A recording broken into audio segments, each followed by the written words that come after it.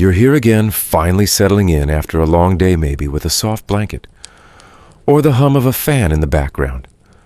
Whether you're laying in bed or just lying low after a stressful evening, let this be your permission slip to unwind. Nothing urgent is calling you right now. No one needs anything. The world can wait. Because tonight we're about to take a very slow and very strange journey into the forgotten produce aisle of the past. So here's a question that might surprise you.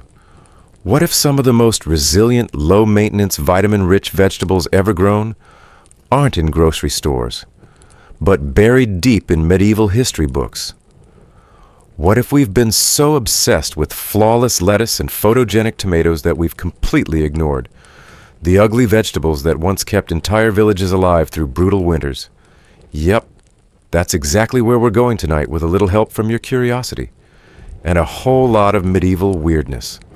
And hey, if you're listening from somewhere interesting like a rainy cabin in Canada or under fairy lights in Manila, drop a comment. I love knowing where this sleepy caravan of listeners drifts in from. Now let's dig in gently, of course, to the first forgotten vegetable on our list.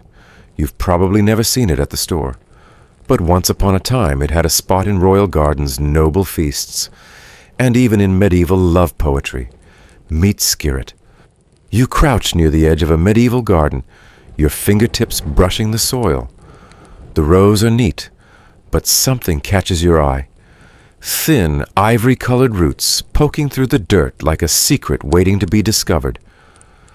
That's skirret, the root vegetable with a name that sounds like a sneeze and a taste that once wooed kings.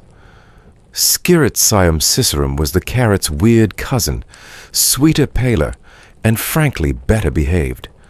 While modern carrots needed weeding, thinning, and constant attention, skirret was that overachieving little introvert who did all its homework and never made a fuss. Once planted, it multiplied quietly underground, forming a cluster of slim, starchy roots, with a flavor that was described in 15th century herbals as naturally sweet, without earthy bitterness. Some compared it to parsnip, but more delicate. Others swore it had a gentle, honeyed aftertaste that made it perfect for pies. In fact, skirret was so popular in elite medieval kitchens that it was often grown in royal gardens. Historical garden inventories from Tudor England list skirrets among prized culinary plants, alongside damson plums and fragrant herbs. The 17th century botanist John Gerard, who kept one of England's most famous herb gardens, wrote skirret is a wholesome, sweet, and nourishing root, much esteemed by the curious. Think about that for a moment. A vegetable, esteemed by the curious. That's not a phrase you hear in the produce aisle anymore. But here's the strange thing. If skirret was so good, so tasty, so hardy, and even able to overwinter in tough climates, why did it vanish? Well, let's talk about timing and teeth. Skirret thrived in cool weather Europe, especially in the British Isles, the Low Countries, and parts of Central Europe. It could survive cold snaps that would flatten other root crops, and it didn't mind poor soil. But it had one flaw, or rather several. See, each skirret root grew in a bunch, kind of like a bundle of pencils tied at the top, and unfortunately a few of those pencils often turned woody and fibrous, especially if grown in hot weather or left too long in the ground. Chewing through a half-tender, half-splintery root was not the kind of surprise a medieval dinner guest enjoyed. You'd be halfway through your honeyed skirret tart when crunch suddenly you were gnawing on something closer to a toothpick than a treat. That might seem minor, but remember, medieval cooking didn't have food processors. And dental care, let's just say, the fewer surprises, the better.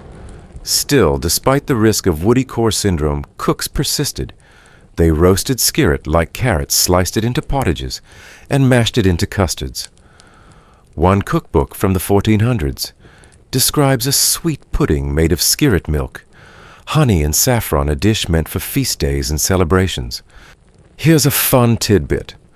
Some scholars believe skirret was served at the court of Charlemagne, and possibly even featured in early love rituals. The theory: Because the root was thought to bring sweetness to the heart and digestive peace to the belly, it was used in gentle meals shared by courting couples. In a time when wooing someone meant offering them a warm stew by the fire skirret was romantic gold. But here's where history gets hazy, and here's your scholars still debate moment. Some historians argue that skirret's disappearance was due mostly to changing agricultural economies and the rise of potatoes and parsnips. Others think it was a social class issue as peasants began to access more food variety in the post-medieval era. Noble vegetables like skirret fell out of favor. It wasn't fancy anymore, just forgotten. The truth probably lies somewhere in between. Like many things in history, the death of skirret wasn't dramatic. It didn't rot overnight or get banned by a monarch. It just faded. One cookbook omitted it. Then a garden skipped it. A few decades passed, and soon the only place it remained was in dusty seed catalogs and monastery planting logs. But here's something important, a mainstream historical fact that gives skirret real weight. The Capitular de Villas, a royal decree issued by Charlemagne in the 8th century, outlining what crops should be grown on imperial estates, specifically mentions skirret. That means it wasn't just a backyard herb, it was state-sponsored food, literally endorsed by an emperor. Which begs the question, how does a vegetable go from imperial order to total obscurity? You exhale slowly, imagining some ancient farmer running his fingers through the soil, lifting out a bunch of pale skirret roots. There's mud in his nails, a chill in the air, and smoke curling from a distant cottage chimney. He's tired. He's hungry. But he knows dinner tonight may be just roots broth, and a little stale bread will be enough. Thanks to skirret. Back then, food wasn't flashy. It was survival. And this humble vegetable, with its sweetness and stubborn roots, quietly did its job feeding families, fueling soldiers, and flavoring feasts. You might never see skirret at your local grocery store. But somewhere out there in an heirloom garden or a forgotten monastery plot, it's probably still growing slowly, stubbornly sweetly, just waiting for someone curious to remember its name. You move further down the garden path, stepping around a broken stone wall and into a messier patch of greenery. If the skirret was elegant and orderly, this next plant is the complete opposite. It sprawls where it once, pops up between cracks, and doesn't care if it's in a palace or a ditch. In fact, it seems to prefer chaos. That's how you know you found Alexander's, the scrappy, celery-flavored wild child of medieval agriculture. Its Latin name is Smyrnium olusatrum, which sounds more like a spell than a vegetable. But it earned a very earthy nickname back in the Middle Ages potherb. That was the old way of saying anything green you can toss into a cooking pot without dying. And Alexander's. It was the A-lister on that list. It grew fast, it grew everywhere, and unlike some of its finicky modern cousins, it didn't require pampering. Sunshade, dry soil, coastal breeze. Alexander's would not be tamed. You could almost hear it muttering, "Don't fence me in." If skirret was the vegetable of noble kitchens, Alexander's was the one you didn't invite, but ended up loving anyway. You'd spot its tall, hollow stems, sometimes up to 6 feet high, crowned with clusters of yellow-green flowers. The leaves looked like oversized parsley, but the taste was something else. Imagine a blend of celery lovage and something faintly peppery. Bitter if too old, but tender and bright when picked young. In spring, the shoots were eaten like asparagus. The seeds were ground as a pepper substitute. Even the roots and flowers were thrown into broths and stews. And here's a lovely little fact. Every single part of the plant was edible. That's right. Stem, leaf, flower root, and seed. Alexander's was like that overachieving college roommate who had 5 jobs, played guitar, and still made time to compost. It gave you nutrients, flavor, and medicine all in one. But despite its usefulness, Alexander's disappeared quietly, overtaken by the newer, sexier, and frankly less bitter Apium graveolens. You know it as celery. Celery became the darling of European gardens by the 18th century. It was milder, crunchier, and easier to domesticate. Plus, it didn't have the aggressive sprawl of Alexander's, which often ran roughshod over more polite plants in the vegetable patch. Still, medieval farmers loved it, especially those living near coasts. Alexander's thrived in salty soil and was often found clinging to cliff edges, castle walls, and abandoned roadsides. It was the kind of plant that laughed at hardship and then offered you dinner. Here's a mainstream historical fact that gives it proper respect. Roman soldiers brought Alexander's with them when they invaded Britain, planting it near forts and encampments. It became part of the culinary toolkit of conquest, alongside garlic, onions, and vinegar. Roman texts even mention it by name as a lucitrum, and it was cultivated deliberately in Roman kitchen gardens. In that sense, Alexander's was one of the first globalized vegetables in Europe, riding into new territories on the back of empire. You can almost imagine it now, an overgrown Roman camp on the edge of a British marsh, soldiers cooking over an open fire. Someone rips off a handful of Alexander's, tosses it into a pot, and mutters something in Latin about missing home. But as the centuries rolled on, Alexander's got a bit left behind. By the 1700s, the garden elite had started looking down on it. It was too wild, too unruly, too bitter. Celery was the new refined choice, groomed, trimmed, and socially acceptable. And yet Alexander's kept growing. That's the thing about it. You couldn't stop it. Even today, in some parts of Britain and Ireland, you'll find it flourishing on roadside verges, especially near old monasteries or Roman ruins. People walk past it every day, not knowing they're brushing shoulders with a medieval food legend. Here's your quirky tidbit. Alexander's was so common that it even became part of medieval folk medicine. Herbalists used it as a remedy for scurvy before vitamin C was a thing, and it was believed to warm the stomach and aid digestion. It also had a reputation. This is true for acting as a mild aphrodisiac. A 15th century herbal manual lists it under herbs to lift the heart, which, let's be honest, is a poetic way of saying vegetable flirtation aid. Historians still argue whether Alexander's was ever truly cultivated in structured medieval gardens, or whether it was just encouraged to grow in useful spots. Some say it was an intentional crop harvested and valued like parsley or dill. Others believe it was tolerated, never loved, but always around like a helpful neighbor with too much enthusiasm. Whatever the truth, you can't deny its persistence. It's one of those plants that survives in folklore, in fence lines and ditches, and in the stories of older gardeners who still recognize its curly leaves and mustardy tang. And it reminds us of something important, that usefulness isn't always enough to guarantee legacy. You kneel beside a stand of Alexander's, brushing your fingers along its tall stems. They're a little rough, a little hollow, but sturdy. The flowers buzz with bees. The air smells faintly herbal, a cross between celery and crushed leaves. It's not flashy. It's not trendy. But it's real, alive.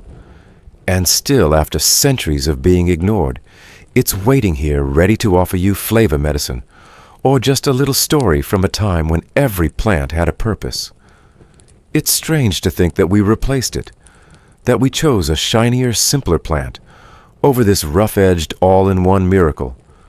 But maybe we weren't ready for something that honest, something that didn't fit neatly in rows. And yet, it's still here, waiting on a cliffside, blooming in the margins, growing in defiance.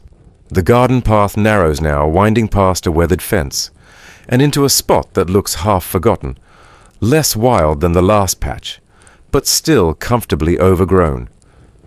You glance down and see it there, sprouting like green flames from the soil, unbothered by weeds or rocks or even neglect. That's when you know you found it.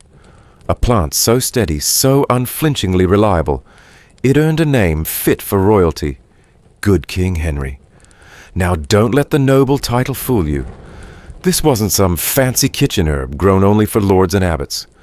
Good King Henry Blightum, Bonus Henricus, or Chenopodium Bonus Henricus, depending on which dusty botany book you ask, was the people's plant. It grew for everyone everywhere, from monastery cloisters to peasant backyards. And it didn't care if you watered it or not. You could walk away for a year, come back, and it would still be there waving politely, like an old friend who never moved out of town. In fact, if vegetables had job resumes, good King Henry would list extreme dependability under skills. Once you planted it, it stuck around. Year after year it reappeared, pushing through frost and thatch like clockwork. Some gardeners called it perennial spinach, but that undersells what it could do. Because this leafy green didn't just play one role, it played three. Its young shoots were cooked like asparagus. The mature leaves could be used like spinach, and its unopened flower buds, tender and nutty, were plucked and steamed like tiny broccoli. A full-course medieval meal from a single plant. It's the kind of multitasking that would make a modern appliance blush. But here's what made good King Henry special.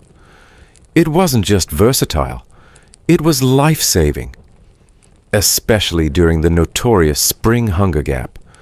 That was the stretch of time, usually March through May, when winter food stores ran out but new crops hadn't yet come in. If you were a peasant scraping through a damp English spring, you probably didn't have meat. You didn't have bread. What you had was a pan, some water, maybe a pinch of salt, and a patch of good King Henry. And thank goodness for that, because this humble green was packed with iron, vitamin C, and fiber nutrients desperately needed during the leanest months. You didn't just survive on it. You got stronger. You stopped aching. Your skin healed. And maybe you sang a little as you stirred it into your pot. Here's a mainstream historical fact to chew on while your imaginary stew simmers. Good King Henry was cultivated deliberately in monastery gardens across Europe by at least the 14th century. In the herbal compendium known as the Taquinum Sanitatis, a medieval health guide based on Arabic medical texts, plants like good King Henry are praised for their restorative powers, especially in periods of fasting or sickness. It wasn't just a side dish. It was medicine in leafy disguise. And speaking of medicine, here's your quirky historical tidbit. Folk healers believed that the leaves of good King Henry could draw out poisons of the skin. Translated from medieval speak, that means it was slapped on boils, rashes, cuts, and even insect bites. The root was brewed into a weak tea and used as a gentle laxative for children and the elderly. In some regions, the plant was called all-good. Not a bad nickname, honestly. If kale is the Jim Bro of modern greens, good King Henry was your retired herbalist grandma, quietly fixing your gut, your rash, and your hunger all at once. Now the royal name, that part's a bit of a mystery. Historians still debate where the name good King Henry even came from. Some believe it references King Henry IV of France, who was known for his interest in agriculture and the welfare of peasants. Others think it was just a way to lend the humble weeds some grandeur, a poetic upgrade like calling dandelions sunflowers for the poor. There's even a theory that the name is sarcastic, a kind of folk joke aimed at monarchs who never lifted a hoe in their life. Whatever the origin, the name stuck, and the plant stuck around until it didn't. So why did we abandon this humble hero? Well, let's just say modern agriculture isn't a fan of messy. Good King Henry doesn't grow in perfect supermarket rows. Its leaves aren't symmetrical. Its flavor isn't consistent. And most unforgivably, it reseeds itself unpredictably. For commercial farmers, that's a nightmare. For medieval villages, that was just Tuesday. In time, spinach became the global superstar. It had tidy leaves, smooth growth cycles, and thanks to Popeye, a marketing campaign that couldn't lose. By the 19th century, good King Henry was slipping from garden plots and into hedgerows. Today, it's considered a curiosity grown mostly by heirloom collectors or herbalists who know how to pronounce Bonus Henricus without sounding like they're sneezing.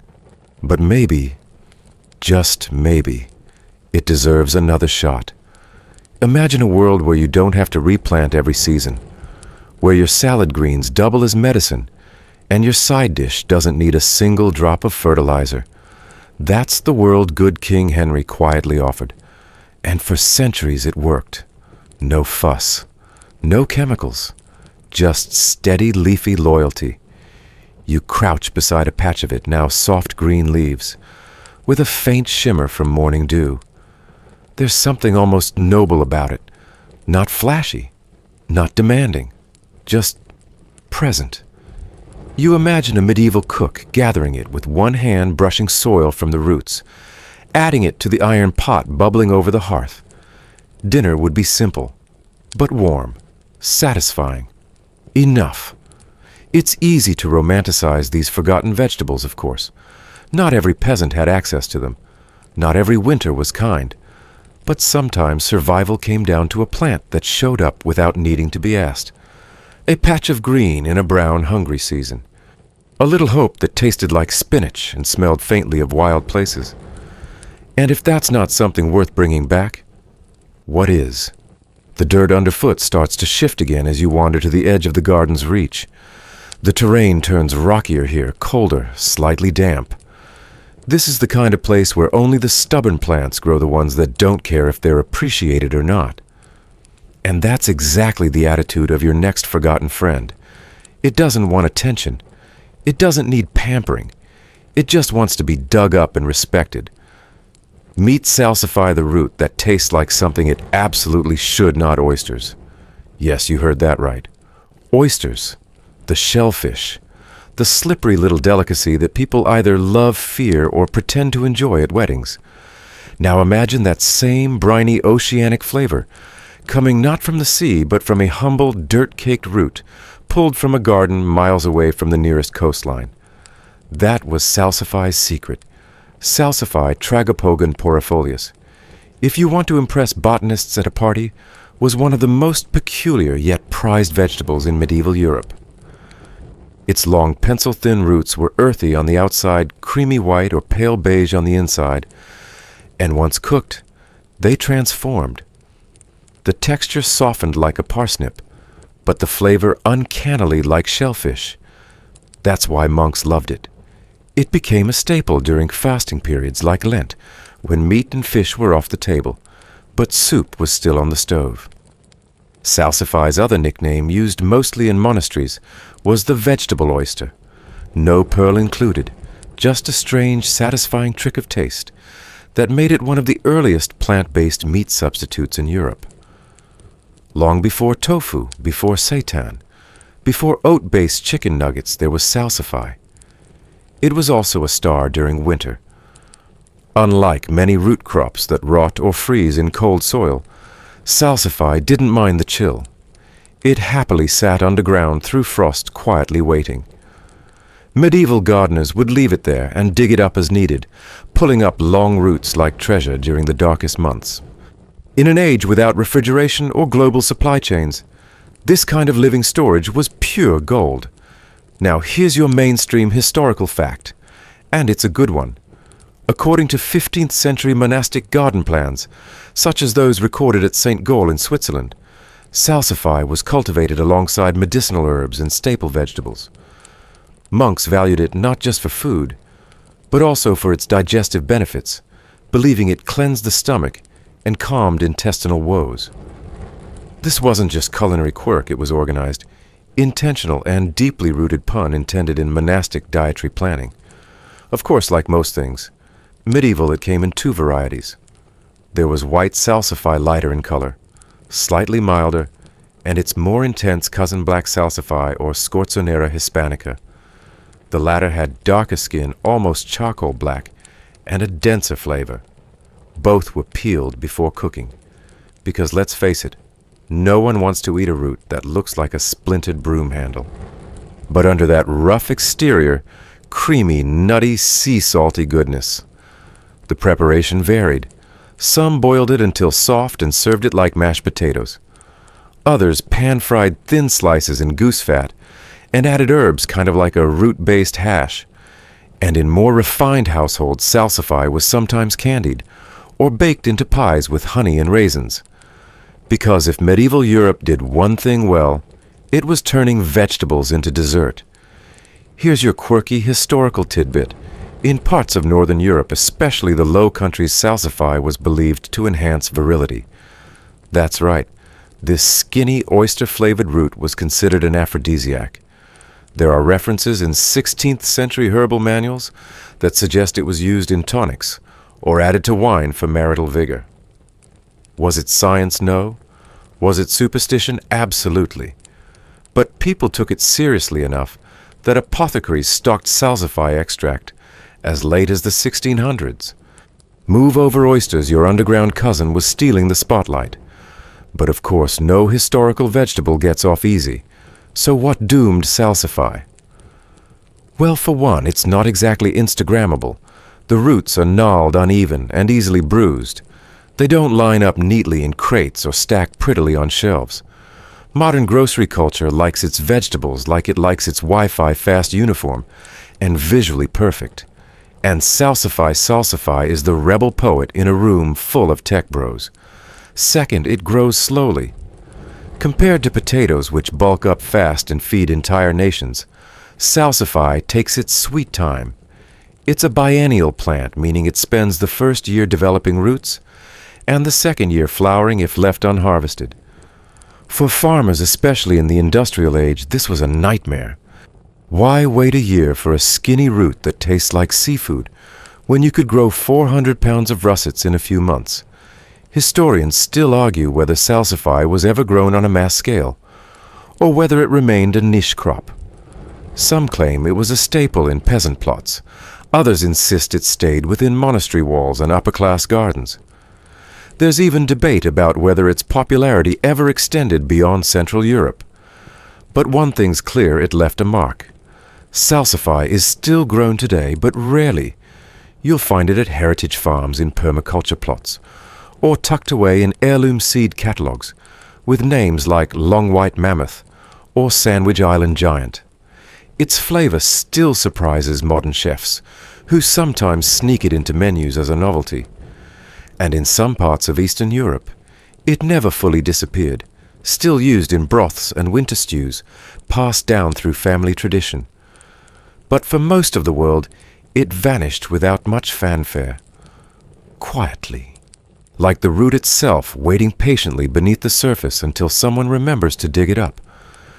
You pause now, picturing the moment, a medieval monk kneeling in the frozen garden, with stiff fingers pulling a pale root from the soil. The snow crunches beneath his knees. He wipes the root on his robe and carries it to the warm kitchen, where a fire crackles and broth simmers. There's no feast, no meat, just simplicity. A bowl of something warm. A reminder that even the strangest vegetables can carry us through the hardest seasons. Maybe that's salsify's legacy. It didn't ask for praise. It didn't try to look pretty. It just waited, survived, nourished, and perhaps now, after centuries in the shadows, it's time to bring it back to the light. You slow your steps now, feeling the air shift. There's a faint dampness like the breath of an orchard just after autumn rain. And ahead of you, tucked between gnarled branches and brittle leaves, hangs a fruit that looks wrong. It's wrinkled, a little squashed, and has an odd open bottom like it's trying to turn itself inside out. Frankly, it looks like something you'd throw away without touching. But medieval people, they waited weeks for this moment, because this, dear listener, is the medlar, a fruit that had to rot before it was ready to eat. Yes, you heard that correctly. This was a delicacy that wasn't sweet until it started decomposing. The medlar Mespelis germanica was once one of the most highly regarded late autumn fruits in all of Europe. And yet today, if you showed it to someone on the street, they'd assume it fell off the back of a sickly tree, or maybe got into a fight with a hedgehog. But despite its strange appearance, medieval cooks prized it. They waited for it, celebrated it, even wrote poems about it. But let's rewind for a second. The medlar looks a bit like a small brown apple. When picked fresh from the tree, it's rock hard, and so sour it'll make your mouth retreat into itself. The trick was to bled it. That's the old-fashioned, extremely polite way of saying, let it rot a little. Once picked, the fruit would be stored in straw or laid out on shelves until the flesh softened, turned brown, and essentially began breaking down from the inside. It sounds horrifying, but the result? A texture like applesauce, a taste like cinnamon and wine, and an aroma that was oddly comforting somewhere between baked fruit and damp earth. This wasn't accidental. Medieval people knew exactly what they were doing. They bledded medlars on purpose, even building special storage racks called bledding boards to let them ripen slowly. A good medlar was soft, fragrant, and just a little mushy like a fruit with stories to tell. Here's a mainstream historical fact for you. The medlar has been cultivated in Europe for over 2,000 years. The Romans brought it north during their expansion planting orchards in Britain, Gaul, and the Rhine regions. By the Middle Ages, it was a staple in monastic gardens and noble estates alike. Charlemagne himself included it in the Capitulare de Villis, the famous 9th century decree that listed essential plants to be grown across his empire. That's right. This fruit was emperor approved. Its usefulness stretched far beyond the kitchen. Because medlars ripened late, usually around November or December, they extended the fruit season long after apples and pears were gone. They could be stored for weeks after bletting, making them one of the last fresh sweet foods available before winter set in. In a time when fresh wasn't an option past October, that was a huge deal. And oh, the things they made with it. Medlar tarts were popular among the wealthy. So were medlar preserves, jams, and even medlar wine, a slightly fermented syrupy drink, served at feasts or used medicinally. Some recipes mixed medlar pulp with honey and rosewater, creating what was essentially a medieval applesauce pudding. But the medlar had an identity crisis. Here's your quirky tidbit. Because of its open blossom end, basically the way it looks like someone glued 5 seeds in a star shape into its bottom, the medlar earned some colorful nicknames. In French, it was called cul de chien, dog's bottom. In English, one of its most infamous names was open arse. That's not modern slang. That's from actual medieval cookbooks and herbals. Shakespeare even took a jab at the medlar in Romeo and Juliet, referring to it as a fruit that's only good when it's past its prime, a metaphor not lost on adult audiences. And yet, despite this less than glamorous reputation, the fruit persisted. Because let's face it, once you got past the looks and the name, it was delicious. Historians still debate why the medlar fell out of favor. Some argue that it simply couldn't compete with newer fruit varieties like plums and modern apples, which were easier to store, breed, and sell. Others think the medlar suffered from a branding problem after all. How do you convince someone to eat a fruit that has to rot to taste good and also looks like, well, it's a shame, really. Because the medlar wasn't just a food. It was an experience. You didn't grab a medlar and eat it like an apple. You watched it, waited for it, pressed your thumb into its skin each day to check for softness. There was anticipation, ritual. You knew it was ready when the skin gave way and the inside turned into a sweet, dark custard. You didn't slice it, you scooped it. In many ways, it was the slow food of its time, a reminder to wait, to let things mature, to resist the urge to eat everything immediately. The medlar was patience ripened. But we don't have much patience anymore. Modern agriculture favors speed and shelf life. Fruits are bred to look good, last long, and stack neatly. The medlar, it didn't fit the mold, literally. You couldn't wax it, shine it, or pile it in crates. It wasn't pretty enough for the produce aisle. And so, like so many of its medieval companions, it quietly disappeared. One orchard replaced another. One century turned into the next. And by the time refrigerators came along, the medlar had already stepped off the stage. But here's a quiet surprise: the medlar never fully died. In a few forgotten corners of England, Germany, and the Balkans, the trees still grow, sometimes wild, sometimes old and gnarled, in monastery orchards. And in recent years, a few adventurous chefs and gardeners have started bringing them back. Not for mass market appeal, but for curiosity, for tradition, for flavor.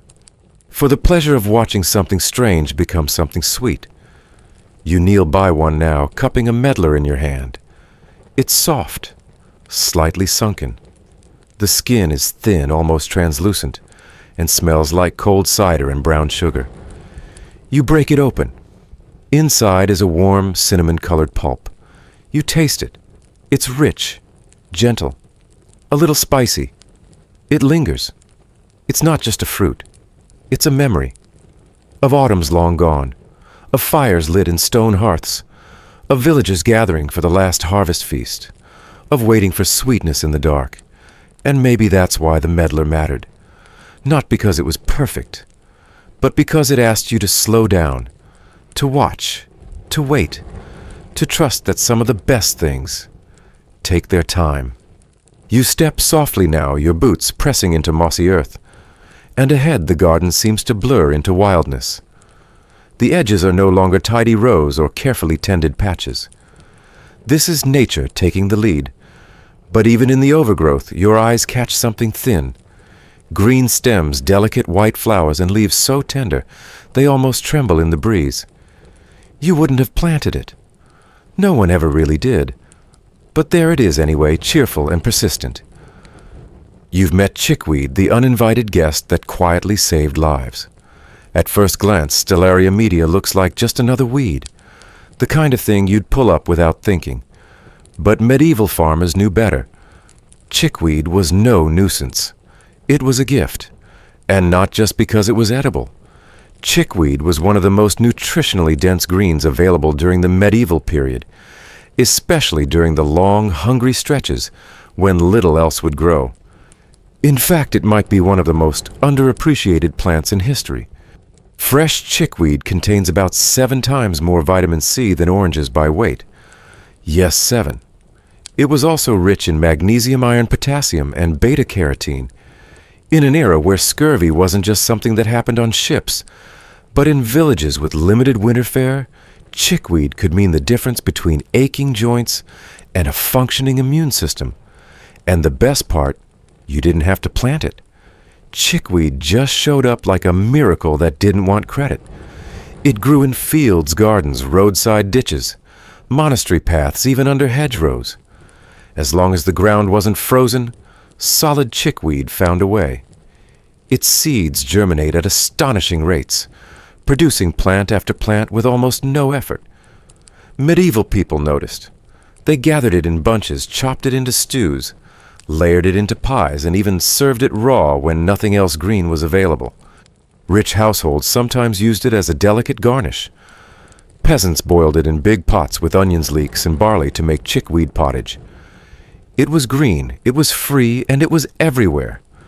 Mainstream historical fact-time chickweed was formally recorded in multiple medieval herbals, including the Herbarium Apulei, and later in the Greta Herbal, 1526, one of the first printed English-language herb guides. These texts detail chickweed's properties and praise it as cooling and softening, recommending it for both food and healing. And that's the other thing. Chickweed wasn't just edible, it was medicinal. This brings us to your quirky historical tidbit. In addition to being eaten, chickweed was used as a poultice for skin ailments, especially rashes, bites, and inflamed wounds. Healers would mash it into a green paste and spread it on irritated skin, sometimes wrapping it with linen strips soaked in vinegar or goose fat. There's even a legend in parts of Ireland and Wales that says chickweed was used in love charms, believed to cool the fires of jealousy when steeped in tea and drunk at sunset. Whether or not that worked is up for debate, but the imagery of a couple sitting beside a fire sipping warm chickweed tea in silence is undeniably soothing. So why did this miracle plant fall out of favor? It wasn't because it stopped working. Chickweed still grows with the same tenacity. It's still nutritious, still soothing. The problem wasn't chickweed, it was us. You see, as agriculture modernized, farmers began favoring uniform monoculture crops. That meant fewer surprises, fewer weeds, and more predictable harvests. Chickweed, with its chaotic enthusiasm, didn't fit that model. It couldn't be tamed. And so instead of gathering it, people began killing it. Herbicides were invented, and chickweed found itself labeled as a broadleaf invader. Not food, not friend, just pest. That's the irony. We declared war on a plant that once saved us during famines. Historians still argue about just how central chickweed was to medieval peasant diets. Some say it was a last resort used only when no other greens were available. Others insist it was a respected part of daily cooking, harvested regularly like cabbage or chard. The truth, as usual, likely lies somewhere in the middle. For many people, chickweed was probably both a casual snack when the season allowed, and a crucial fallback when it didn't. But even today, if you ask elderly gardeners in rural parts of Europe, especially the UK and France, many will tell you they still pick it, still nibble it raw, still toss it into soups when spring hasn't quite sprung. They'll tell you chickweed tastes clean almost like corn silk, or young spinach with a faint floral sweetness. And they'll smile when they say it, because chickweed reminds them of survival. And that brings us to the heart of why chickweed matters. It's not just about nutrients or convenience or herbal lore. It's about resilience. Chickweed doesn't wait for perfect conditions. It grows in cold soil, in shadow, in forgotten places. It shows up when things are hard, when you're hungry, and when the world feels brown and empty. It reminds you softly that life keeps going. You lean down now, brushing your fingers across its tiny flowers. They're like miniature stars, 5 white petals, each split down the middle so they look like 10. The leaves are tender, like they might bruise if you exhale too hard. And yet this little plant has outlasted empires. You can almost picture it now, a medieval mother gathering a bundle at the edge of her garden, tucking it into her apron with a few leeks. A monk pressing a poultice onto a fevered brow. A child chewing on a leaf just because it tastes like something fresh. And maybe as you imagine it, you feel the tiniest tug of gratitude for a plant that didn't ask to be remembered, but still showed up when it mattered most. Chickweed never wanted attention. It just wanted to grow, to help, to feed. And that is a kind of quiet heroism worth honoring. You walk now into a part of the garden where the ground grows harder, the soil darker. The light fades just a little as you pass beneath low-hanging branches, and the occasional whisper of wind. Here, among rougher patches of earth and the edge of stone, is a plant with a reputation. It's a little more serious, a little less friendly. But don't let that scare you. This was once a beloved winter staple, a star of monastic medicine cabinets and peasant stews alike. With a name that sounds like a medieval disease meets scorzonera, the root with a venomous legacy and a surprisingly sweet heart. Let's get that name out of the way first. Scorzonera hispanica. It rolls off the tongue like something that requires antibiotics. In fact, the word scorzonera comes from the Italian scorzone, meaning venomous snake, because early herbalists believed the black root of the plant could be used as an antidote to snake bites. Whether that ever worked is extremely questionable. But for centuries, people trusted it enough to brew into teas, mash into pastes, and carry in pouches just in case. And yet scorzonera was far more than emergency snake medicine. When prepared properly, it was a surprisingly gentle vegetable, slightly sweet, subtly nutty, and far milder than its sharper-tasting cousin salsify. Its flesh was white and smooth beneath its dark skin, and when cooked it softened to something like artichoke heart, with a whisper of almond. Not what you'd expect from a plant named after snakes. Peel away the layers literally, and you'd find a slow-growing, long-storing, deeply nourishing vegetable that may have kept medieval monasteries fed through months of snow and scarcity. Here's your mainstream historical fact. Scorzonera was widely cultivated in European monastery gardens by the 16th century, particularly in Spain, Italy, and German-speaking regions. Records from the monastery of St. Gall, one of the most meticulously documented religious institutions of medieval Europe, show that scorzonera was included in their medicinal garden lists, grown not only for its potential healing properties, but also as an important winter root vegetable. It became a fasting food often served during Lent or other religious periods when meat was forbidden. You can almost see it now, a monk in a woolen robe, digging through frost-bitten earth to pull up a long, soot-colored root. In the cold stillness of a February morning, this wasn't just food. It was continuity, something to stretch a meal a little further to keep the body warm and the spirit from fading. Scorzonera wasn't flashy, but it was dependable. It could be harvested in late autumn, buried in sand in cool cellars, and kept fresh all the way into spring without rotting or sprouting. In a time before refrigeration, that was like having a magic trick buried beneath your floorboards. And in the kitchen, scorzonera knew how to perform. It could be boiled and mashed with cream sliced into stews, roasted with garlic, or baked into pies. Some households candied it as a rare sweet. Others ground its seeds into flour for bread during famine years. Its versatility was part of its charm. But what about the snake part? Here's your quirky tidbit. Some herbalists believed scorzonera was especially potent if harvested under a full moon when its anti-venom properties were strongest. Others claimed the root had to be peeled while reciting a prayer, or else it would lose its power. Whether these rituals were ever followed with strict consistency is unclear, but it does tell us one thing: people took scorzonera seriously. It was more than food. It was superstition, hope, protection, nourishment, and belief all rolled into one gnarled black root. Historians still argue whether scorzonera was ever used medicinally in any truly effective way, or if its reputation as a snakebite remedy was mostly symbolic. Some claim its latex-like sap had minor antimicrobial effects. Others suggest the anti-venom aspect was pure medieval myth-making, bolstered by the doctrine of signatures, the idea that a plant's appearance hints at its healing use. Dark root must fight poison. Makes sense, if you squint hard enough. Regardless, scorzonera earned its place in the medieval pantry, so why don't we eat it anymore, you can probably guess. Like many ancient vegetables, scorzonera fell victim to efficiency and aesthetics. It grows slowly. It requires deep, loose soil to reach full length. Its dark skin makes it look dirty even after scrubbing. And its mild flavor, while lovely, doesn't stand out on a crowded supermarket shelf.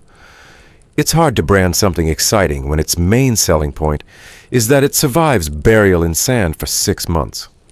Today, scorzonera survives mostly in niche culinary circles, fancy restaurants that celebrate heirloom ingredients, or experimental farms dedicated to preserving old-world crops. In Spain, it's still used in some regional dishes, and in Germany it's known as Schwarzwurzel, or blackroot, occasionally found in stews or creamy gratins. But for most of the modern world, it's been forgotten, misplaced, left in the shadow of potatoes, carrots, and other flashier roots that deliver quicker returns and require less fuss. You crouch now beside a clump of it. The soil is cold but loose. You tug gently, and a long black root slides free, heavier than it looks, with streaks of silver where the dirt clings. You scrape your fingernail across its surface and see the white beneath. It smells faintly sweet like damp earth and roasted nuts. And somehow you feel like you've uncovered something ancient. Not just food, but a promise that you could survive. That there's always something beneath the surface, waiting, storing energy, holding steady. Maybe that's why scorzonera mattered. Not because it was beautiful, not because it was powerful, but because it was quiet, patient, and sure. A root that stayed put, endured the cold, and reminded you when everything else was gone that something still waited for you. Something good. Not every vegetable needs to shine. Some just need to hold on. And scorzonera, it held on longer than most. By now the air has shifted again. There's something a little brighter here, maybe the light. Or maybe just the feeling that you're nearing a plant that never tried to be humble. It wasn't shy like chickweed. It wasn't gnarly like scorzonera. No, this plant stood tall, really tall, like 6 feet and still growing tall. It didn't hide in hedgerows or cower beneath frost. It loomed proudly like the medieval herbaceous version of a bodybuilder.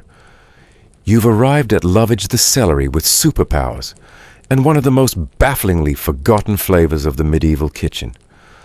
Let's be clear, if celery is a polite dinner guest, Lovage is the one who shows up with a loud voice, a spice rack under each arm, and a handshake that leaves your fingers tingling. Lovage, or Levisticum officinale, was once so common and so essential that Roman soldiers reportedly carried seeds with them wherever they marched, planting them in outposts across Europe. That wasn't just for food, it was for medicine, for flavor, and for familiarity. If you were thousands of miles from home sometimes, all you needed was a pot of soup, with that bold green peppery kick, to remind you you were still human. By the Middle Ages, Lovage had taken root literally in monastery gardens, village plots and royal kitchens alike. It was considered a culinary staple, and for good reason every part of the plant could be used. The leaves were dried and crumbled over roasted meats. The stalks flavored stews. The roots were cooked like parsnips. And the hollow stems, those were candied into sweet treats, especially in springtime feasts around Easter. And if all of that wasn't enough, the seeds were ground into spice mixes and baked into breads and biscuits. One medieval recipe from an English manuscript describes Lovage seeds being added to honey cakes for strength and cheer. It was, in short, the herb that did it all. If chickweed was the underdog, Lovage was the overachiever. And yet, if you walked into a grocery store today and asked for it, chances are you'd be met with blank stares. So what happened? Well, let's back up and appreciate just how important Lovage really was. It wasn't just versatile. It was powerful both in flavor and in function. The taste, for starters, was like celery turned up to 11. Think green, sharp, slightly sweet, with a deep herbal undertone that lingered on your tongue. It could overpower a dish if you weren't careful, which made it both beloved and feared. But its real magic came from its medicinal qualities. Here's your mainstream historical fact. Lovage was listed as a key herb in multiple medieval medical texts, including the Taquinum Sanitatis and Physica by Hildegard of Bingen, one of the most influential herbalists of the 12th century. These sources recommended Lovage tea to ease digestive troubles, reduce bloating, and even support kidney function. Monks used it to treat everything from fevers to menstrual cramps. It was considered warming, stimulating, and restorative. And then there's your quirky historical tidbit. In parts of Central Europe, Lovage was worn around the neck in amulets to ward off bad luck and the wind. If someone had an unexplained illness, aches, chills, mysterious fatigue, Lovage was tied with thread and tucked under the shirt to drive the bad air out. Whether it worked or not, well, let's just say medieval people had strong opinions about the power of a well-placed herb bundle. Historians still argue over why Lovage declined so dramatically in kitchens after the 17th century. Some believe it was simply too strong for changing European palates, as colonial trade brought milder spices like nutmeg, cinnamon, and eventually vanilla. European cooks leaned into sweetness and subtlety. Others point to the rise of the more commercial celery crop, which had a cleaner look and more predictable growth, making it easier to cultivate and package for large-scale markets. Lovage, with its towering growth habit and deep taproots, didn't like to play by those rules. It wasn't neat, it wasn't uniform, and it wasn't quiet. But in its prime, it was everywhere. If you opened a kitchen window in a medieval town in springtime, you'd probably smell Lovage on the breeze, boiling in pots, drying on racks packed in bundles hanging from wooden beams. Children chewed the stems for fun, much like we might chew mint or lemon balm today. Gardeners gave Lovage pride of place near doorways, partly for its scent, partly for its supposed protection against illness. And for families living in isolated rural areas, Lovage was one of the few consistent flavors they could count on throughout the year. Once established, it could survive for decades, coming back stronger, every spring growing taller every summer, and demanding little in return. Just a little room to stretch, a little sunlight, and maybe someone to remember what it was good for, which is where you come in. You stop at the edge of a now-forgotten plot, where a few scraggly stalks reach upward, leaning into the sun like they're still waiting for the monastery bells to ring. You rub a leaf between your fingers. The scent is immediate, bright, almost spicy, like celery with ambition. It stings your nose a little. It wakes something up. You imagine what it must have been like hundreds of years ago to sip warm broth, laced with lovage after a long walk through muddy streets, to wrap cold hands around a bowl and breathe in that vivid bracing smell, to feel just for a moment healed. Modern chefs who rediscover lovage often call it a revelation. It's bold, unforgettable, and unlike anything else in the herb world. But it demands respect. You can't sprinkle lovage like parsley. You can't drown it in vinaigrette. You let it lead the flavor, or you don't use it at all. Maybe that's the lesson it offers. Some things are worth remembering, not because they're easy, but because they're brave. Lovage wasn't designed for subtlety. It was made to stand tall livelong and demand to be tasted. And who knows? Maybe the next time your soup feels flat, your stomach feels tight, or your day just feels ordinary, you'll remember that somewhere out there in the forgotten fields and monastery margins, lovage is still growing, waiting for someone bold enough to bring it back to the table. Now you step beyond the neatness of the garden's edge and into the realm of what some might call weeds, but medieval farmers would have called dinner. This is where the and more portion of your journey begins. A world of food that crept in sideways, showed up uninvited, but quietly became essential.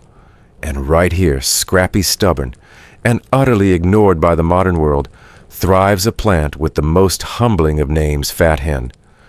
Let's pause on that name for a moment. It doesn't sound particularly appealing, does it? It feels like the punchline to a peasant joke, or maybe an insult tossed between farmers in a medieval tavern. But in truth, Fat Hen Chenopodium album was a lifesaver, not just for people, but for their animals. And if you ate vegetables in the Middle Ages, especially during a tough year, there's a good chance fat hen was part of your plate, whether you knew it or not. Unlike many of the leafy greens that were cultivated, carefully watered, trimmed, and protected from pests, fat hen grew wherever it pleased.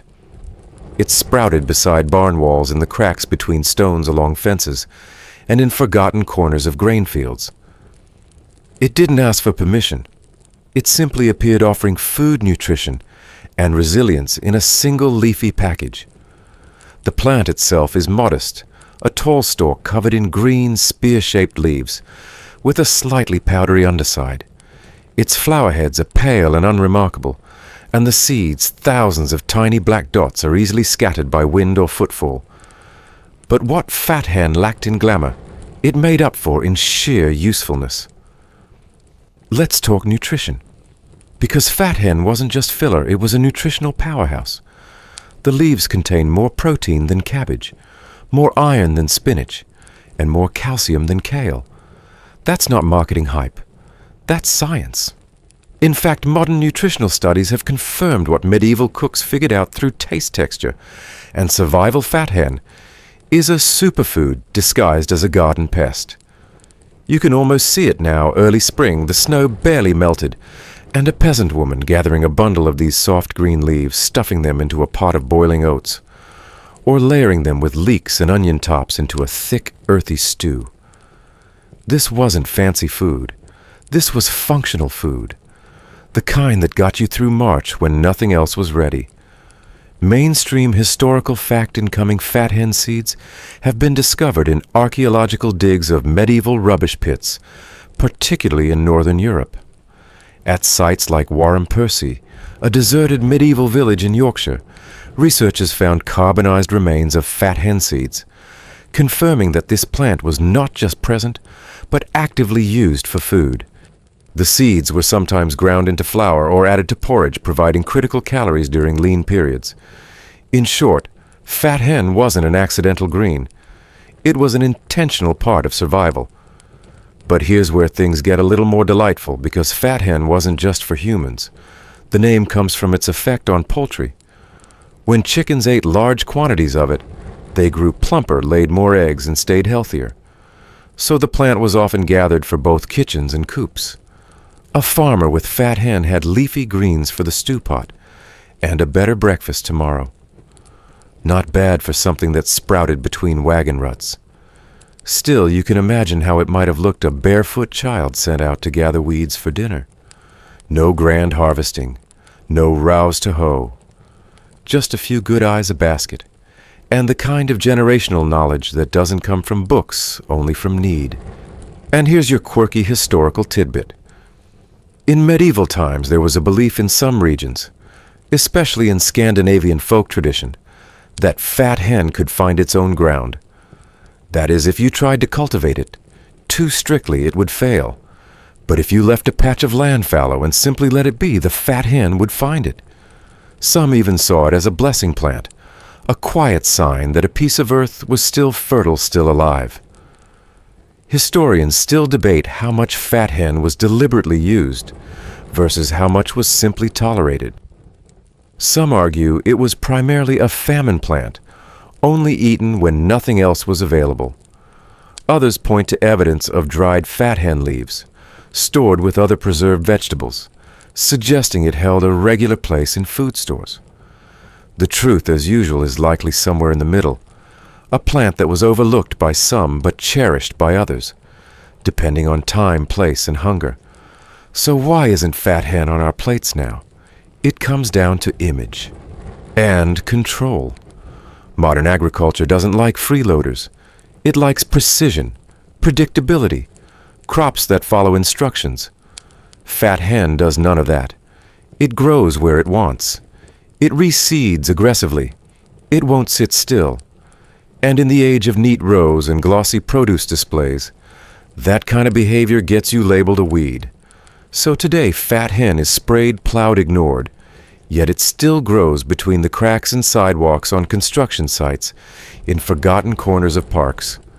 Its tenacity is legendary, and its value still quietly enormous. But now let's pivot gently into what makes fat hens so fascinating in the wider picture of medieval food systems. Because from this point forward, your journey isn't just about individual vegetables anymore. It's about the logic that connected them, the overlooked ecosystem of survival. Fat hen wasn't the only plant like this. Medieval farmers, and especially their wives who did much of the food gathering, had an entire mental catalog of free plants. Not just weeds, not just forage, but functional edibles that could be gathered with no ownership, no tax, no plowing, and no planting. In legal records and land charters, these were often referred to as common rights, or usufruct laws, the right to gather food from public or unused lands. In some cases, even from private land, so long as it wasn't enclosed or actively farmed. Imagine the difference that made. If you were poor landless or simply trying to survive a rough season, knowing that fat hen was growing wild on the edge of a lord's field, and that no one could stop you from picking it, wasn't just convenient. It was freedom. So from here, as you explore the next sections, you'll notice this theme building vegetables that weren't always planted but always present. Food that grew alongside you, beneath you, without ceremony or seed drills. You kneel now at the edge of a field, your hand brushing the top of a soft, leafy fat hen plant. Its texture is almost velvety. The leaves carry a faint scent of spinach in summer. You imagine plucking it, folding it into warm bread, steeping it into a soup, or drying it on the rafters of a timber-framed home. You don't need much, just time and attention. And maybe that's the lesson it offers, that not everything valuable needs to be bought, that not all nourishment wears a label, that sometimes the best gifts grow right where you didn't expect them to. In today's world, we measure value by price, by marketability. But fat hen teaches a different kind of economics, one based on need trust and natural generosity. A weed to some, a miracle to others, and a plant that, whether we remember it or not, has been helping us all along. So maybe it's time we stop pulling it up. Maybe it's time we say thank you and pass the stew.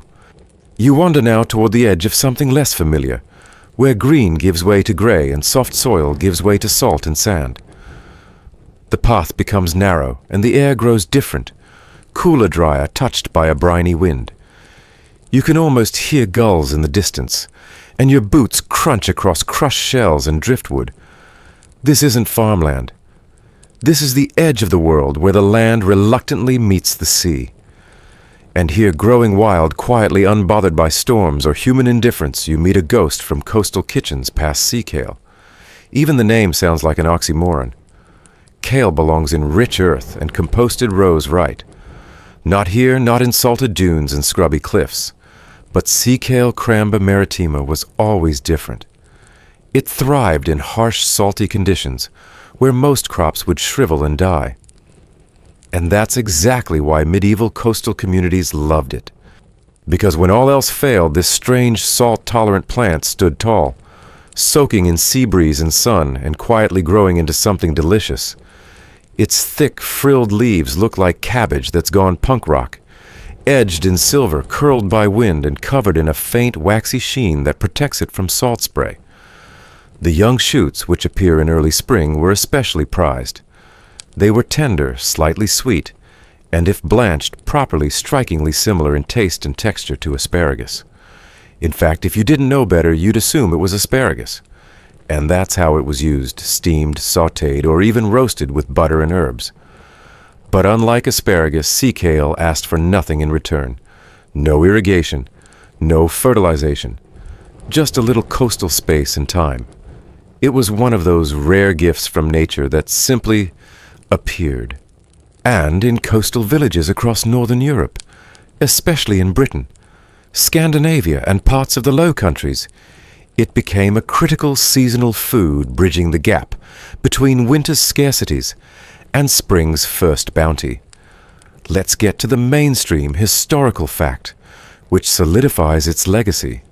Sea kale was actively harvested and consumed in Britain since at least the 14th century, particularly in coastal areas like Sussex and Kent. While it was rarely cultivated in formal gardens during the early medieval period, written records from the 1600s confirm its culinary use, and by the 18th century, it began to appear in kitchen gardens as a deliberately planted vegetable. It was even featured in the English Gardener, 1822, by William Cobbett, who called it a most excellent vegetable deserving of wide use. But before that brief moment of garden fame, sea kale was the unsung hero of the shore gathered by fisherfolk and shoreline farmers who knew where to find the best patches, hidden behind dunes or beside shipwrecks. It became part of coastal food rhythms, served with salted fish mixed with lentils, or chopped into broths thickened with rye or barley. And it wasn't just for flavor.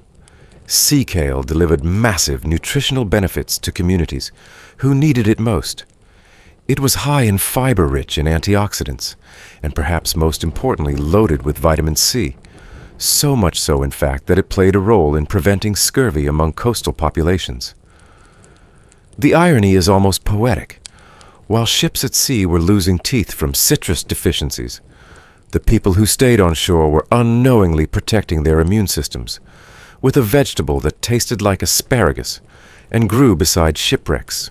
Here's your quirky historical tidbit: in several coastal villages of Wales and Cornwall, sea kale was considered lucky if found growing near driftwood, especially in spring. Some believed the plant had protective properties, and children were sometimes given a few leaves to carry in pockets on long walks to guard against stomachill. There's even a 17th century record from a village near Lyme Regis of locals offering sea kale at May Day festivals, decorated with ribbons and seashells as a symbol of sea-born life. Historians still argue over whether sea kale was ever truly domesticated during the medieval period. Some believe it remained purely a wild-gathered food until the 18th century, while others point to early accounts of gardens near monasteries, where sea kale-like plants were watched over for Lent suppers. Given its resilience and culinary value, it's entirely plausible that at least some coastal growers began managing or encouraging its growth long before formal cultivation records appeared. So why isn't sea kale a part of modern cuisine? Why don't we see it beside kale, spinach, and arugula on grocery shelves? The answer, like sea kale itself, is a bit wild. First, it's hard to cultivate on a large scale. Sea kale doesn't like being moved. Its long taproot makes transplanting difficult, and it prefers sandy, well-drained soil near the coast. Inland farmers found it difficult to grow unless they recreated coastal conditions, an impractical task for most. Second, it's a seasonal plant. Its edible shoots appear only in spring, and if you miss that short window, the plant becomes tough and bitter. In a food system that demands year-round availability and predictable output, that kind of behavior is a problem. And third, well, let's be honest, it's not flashy. Sea kale doesn't photograph well. Its color is muted. Its leaves are coarse. It doesn't sit neatly in plastic clamshells or ship easily across countries. And so, despite its incredible flavor and history, it's slowly disappeared from markets and minds. But sea kale has started to make a comeback, quietly, stubbornly, like a tide creeping in. In parts of England and France, it's now being reintroduced by heirloom seed growers and permaculture farmers. Some coastal chefs have championed it as a forgotten delicacy, serving sea kale shoots alongside foraged herbs, smoked fish, or poached eggs. Its flavor, earthy, slightly briny with a smooth finish, has been compared favorably to artichoke hearts and tender collards. And for those looking to build climate-resilient gardens, sea kale is a dream drought-tolerant, salt-tolerant perennial, and pest-resistant. In fact, some modern growers argue that sea kale could be part of the future of regenerative agriculture. Its deep roots help aerate soil, its flowers attract pollinators, and its leaves, when composted, enrich the land. In essence, it gives more than it takes, a perfect opposite to so many modern crops. But let's go back one more time to the medieval coast. You kneel now in a tangle of sand and stone, reaching down to brush your hand across a patch of sea kale. The leaves are firm, veined with faint purple, and cool to the touch.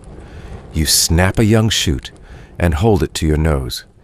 It smells like green and salt in springtime. You imagine roasting it beside an open fire, beside a loaf of rye bread, and a few mussels gathered from tide pools. There's no recipe, just instinct, just history. You can hear it now, can't you? The crackle of sea wind through thatched rooftops, the low murmur of waves, the sound of boots across pebbles, and the call of someone returning from the beach with a bundle of pale green shoots in hand. This was the kind of food that required nothing but awareness. A walk, a gathering, a meal, no trade, no coin, just the simple act of noticing what was already growing. Maybe that's what sea kale reminds us to do, not just in food, but in life. To pay attention to the edges, to honor the things that grow without fuss or fanfare, to see value in resilience in flavor, shaped by salt and wind. And maybe, just maybe, it deserves to return to our plates, our gardens, our stories, because sometimes the best vegetables aren't found in grocery aisles. They're found where the land ends and something forgotten still clings to life. You return now from the coast, your boots carrying salt and sand in their treads, and find yourself somewhere in the middle, not quite wild, not quite cultivated. This is the overlooked zone, the land that lies between organized gardens and open meadows. It's the place where plants grow half forgotten, half forgiven. And right here, emerging after the last grain harvest, is a green so modest, so mild, and so misunderstood that it was mistaken for something it wasn't. Welcome to the strange case of corn salad, the salad green that had absolutely nothing to do with corn. Let's clear that up first because the name is an absolute disaster. Corn salad, also known as Valerianella locusta, has nothing to do with maize sweet corn popcorn or any other carb-related entity. The name corn here comes from the old European meaning of the word, which simply referred to any cereal grain, especially wheat or barley. In medieval England, cornfields were wheat fields. So when a little green plant began appearing in the stubble after the harvest, it was called corn salad. Not because it grew with corn, but because it grew in grain fields. Fields of corn. That linguistic twist, plus the fact that the plant was never especially flashy, has done Valerianella locusta no favors. In fact, this humble green has gone by several names, most of them confusing. Lamb's lettuce, Masche, Feldsalat, Rapunzel. Yes, really. Even mouseier in some dialects due to the shape of its spoon-like leaves. But no matter what you call it, corn salad was a medieval gem, especially in winter. You see, while most greens wither as the weather cools, corn salad thrives in the cold. Its seeds germinate in autumn, usually around the same time that barley or rye is harvested. The plants sprout low to the ground, forming tight rosettes of small spoon-shaped leaves that remain tender and sweet all winter long, even under snow. In fact, the colder the weather, the sweeter the flavor. That's because the plant increases its sugar content to protect itself from freezing. Nature's antifreeze, with salad benefits. And that made it incredibly valuable. In a time before greenhouses, refrigeration, or overseas lettuce shipments, fresh greens in December were something close to a miracle. Corn salad became the unofficial green of midwinter, a living salad that didn't require any maintenance, just a memory of where it had sprouted last year. You can picture it now, a muddy field after harvest, bare and gray under a pale sky. And there, pushing through frost and straw and old stubble, a cluster of soft green leaves alive. Edible. Waiting. Let's pause for your mainstream historical fact, and it's a good one. Corn salad has been consumed in Europe since at least the 13th century, and evidence suggests it may have been used even earlier by Roman and Gallic farmers. In medieval herbals, it appears as early as the 1400s, often under its Latin or French names. But the real proof is in the dietary calendars of monasteries, where corn salad was listed among the few fresh greens permitted during periods of religious fasting, especially in winter. Its presence was widespread across France, Germany, the Low Countries, and into the British Isles. Monastic records and kitchen manuals refer to it as cooling and refreshing to the humors, which in the logic of medieval medicine meant it balanced the body after heavy grains and preserved meats. It was a recovery food, a palate cleanser, after months of porridge and pickles. Now here's your quirky historical tidbit. In parts of southern Germany and Austria, young women were said to plant corn salad secretly during late summer and check it again around Christmas. If it had grown into a full rosette, it meant the woman would be married within the year. If it hadn't grown well, more spinning and prayers for another year. There's even a preserved folk rhyme that goes loosely translated, "The lamb's leaf tells what the spring unveils." Superstition or not, corn salad became wrapped up in hopes for love, fertility, and renewal. Despite all this, its nutrition, its ease, its cold hardiness, corn salad was still often ignored. Why? Because it didn't demand attention. Its flavor was mild. Its appearance was plain. It never grew very tall. And it didn't travel well. Modern agriculture wants stars vegetables that can ship cross-country, without wilting, that can grow fast, look good, under fluorescent light, and bounce back after being sprayed, packed, refrigerated, and repacked. Corn salad couldn't keep up. It bruised easily. It had a short shelf life. And its growing pattern, sprawling low to the ground and refusing to grow in neat rows, made mechanized harvesting nearly impossible. So it got edged out. First by hardier greens like spinach, then by romaine iceberg arugula, and finally by imported lettuces grown year-round in climate-controlled mega-farms. Historians still argue whether corn salad was ever widely cultivated during the Middle Ages, or whether it remained mostly a gathered green found in fields and along field margins. Some believe it was a deliberate crop in monastic and noble gardens. Others argue it was simply encouraged a volunteer plant that medieval farmers knew to look for after the harvest, but never bothered to formally sow. The distinction may feel academic now, but it mattered then. Cultivated crops were tax-owned and counted. Gathered plants weren't. And that's part of what makes corn salad so interesting. It lived in the gray space between farming and foraging, between crop and weed. It was always there, but never entirely claimed. And yet, for those who knew, it was deeply appreciated. The leaves are tender, never bitter, and filled with nutrients, vitamin C, iron folate, and even a small amount of omega-3 fatty acids rare in plants. In an age where fresh food in January was unheard of, corn salad wasn't just pleasant. It was essential.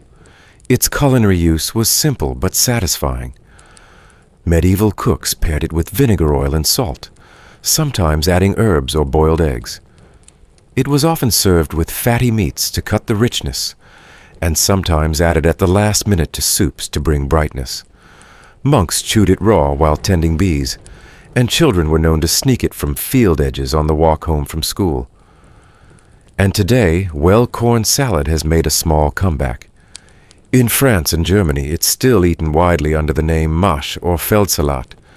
It's available in farmers' markets and specialty stores, particularly in winter. But in the Anglo-speaking world, it's practically vanished.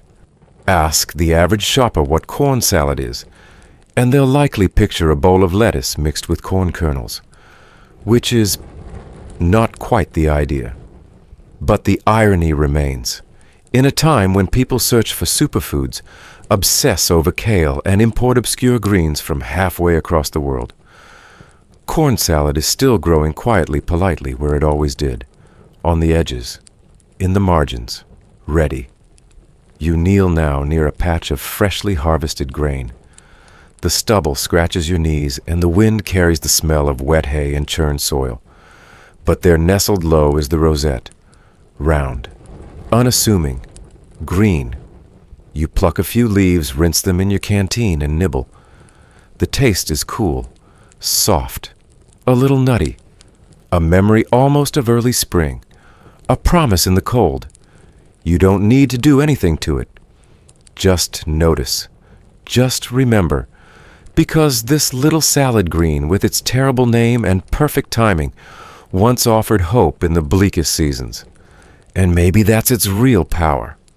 Not flash, not strength, just steadiness. And maybe, just maybe, it deserves another chance to grow. You're almost used to it by now, how these medieval vegetables never behaved the way you'd expect. Some were weeds hiding in plain sight. Some were sweet roots pretending to be oysters. Some had more uses than a medieval multi-tool. And now here comes the drama queen of the herb world. Not because of how it looks, it's small, bushy fern-like, with bright yellow button flowers, but because of how it smells, how it tastes, and how it absolutely refuses to be ignored. Meet tansy, or tansy as it's often spelled today, a plant, so bold, so mouthy, so ridiculously intense, it makes rosemary seem shy. This was the medieval herb that shouted from the rooftops, "I'm here, and I've flavored your entire stew." Let's start with the flavor. If herbs were musicians, parsley might play flute in the background. Lovage, maybe a trumpet solo. But tansy is the entire brass section crashing into a rock concert. Its leaves carry an aggressive, complex mix of bitter, spicy, minty, and just slightly sweet. Too much, and your dish tastes like herbal fire. Just enough, and you're left with a curious warmth that lingers at the back of your throat, like someone whispered spring meadow into your lungs after gargling tonic water. This plant isn't subtle, and it never wanted to be. Tansy tanacetum vulgar is a native of Eurasia, growing in the wild with a stubborn vigor. It thrives in poor soils, handles cold like a Viking, and doesn't mind being trimmed. In fact, the more you cut it, the more it comes back bushier, louder, bolder. By the Middle Ages, it was a fixture in nearly every monastery garden apothecary shelf and herb drying rack. Its name, Tanacetum, is thought to derive from the Greek word athanatos, meaning immortal. That might have been a nod to how long it stays alive once planted. Or maybe it referred to its ancient role in preserving life and food. That's your first mainstream historical fact. Tansy was widely used in medieval cooking and medicine, and prized for its natural preservative properties. Its potent compounds kept meats, breads, and baked goods fresher, longer, and essential quality in a time before refrigeration. According to the 14th century form of curry, one of the oldest English cookbooks, tansy was a common spring ingredient in puddings and baked dishes, especially around Easter. These dishes were known as tansy cakes, and combined eggs, breadcrumbs, sugar, and chopped tansy leaves often fried like a pancake. The symbolism was thick here. Tansy's bitter edge was seen as a metaphor for penance and self-control fitting for the Lenten season. It was believed to cleanse the body after winter, and fasting purging worms and evil humors. Monks and household cooks alike incorporated it into seasonal dishes, not just for taste, but for spiritual and medicinal cleansing. But there's more. If your stomach ached, tansy tea. Bloated from too much barley stew, tansy extract. If someone had a fever, was infested with parasites, or let's say was harboring a suspicious rash, the village healer might brew a tansy infusion. This herb wasn't just food. It was pharmacy. Here's your quirky historical tidbit. In certain parts of Europe, tansy was planted near doorways to repel evil spirits and flies, both of which were considered equally irritating in the medieval imagination. It was believed that the strong bitter scent drove away not just vermin and disease-carrying insects, but also witches and bad dreams. In Ireland and Scotland, it was even woven into funeral shrouds, or added to grave wrappings to preserve bodies and keep ghosts at bay, because nothing says rest in peace like smelling like an herbaceous firecracker. And while all that sounds practical, the truth is, tansy was controversial. Even in its prime, this plant divided people.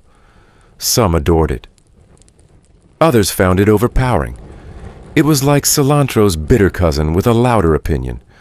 Historians still argue whether its decline was driven by changing palates, medical caution, or commercial inconvenience. But here's one strong contender: overuse and toxicity concerns. Let's not dance around it. Tansy contains thujoni, a compound that can be toxic in large quantities. While small doses in food were considered safe and even beneficial, high or prolonged consumption could cause convulsions, hallucinations, and worse. By the 18th century, as scientific analysis advanced, doctors began warning against heavy medicinal use, and cookbooks dropped it from regular recipes. The rise of professional pharmacology also nudged folks away from backyard herbal remedies. Modern health authorities like the US FDA today classify tansy as unsafe for internal use unless strictly controlled. It's fine in small topical doses or ornamental planting, but you won't see it in supermarket spice aisles anytime soon. And yet, for centuries, people treated this plant like it was springtime salvation. You can picture the ritual: a medieval kitchen smoke curling from the hearth, the cook grinding eggshells, breadcrumbs, and herbs into a paste, a flick of tansy chopped into ribbons, a pan heating with pig fat, children laughing in the corner, Lent nearly over, the scent of bitter green filling the room as cakes sizzle in oil. These weren't just recipes, they were seasonal rites, tangible markers that the dark of winter had ended, and warmth was on its way. And then there's the tansy cheese. Yes, that existed.